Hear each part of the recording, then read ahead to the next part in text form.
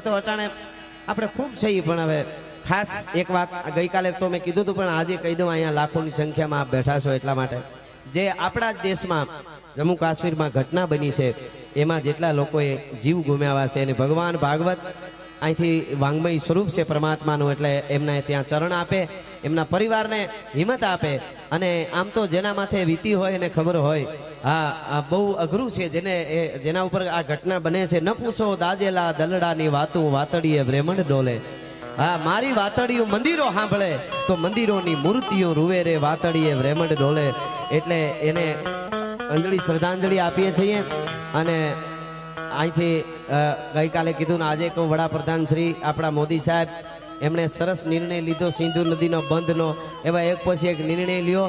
1965માં આપણી પાસે સેના એટલી હતી નહીં. 1965માં બાપુ આપણે સાંજે એકટાણું જ ખાઈ શકતા હતા, એટલું અનાજ ભારત પાસે હતું. તેથી આપણા દેશના યુવાનો લાહોર સુધી પૂગી ગયા હતા. આજ 15 લાખની સેના છે, આજે પૂગતા વાર ન લાગે. હા,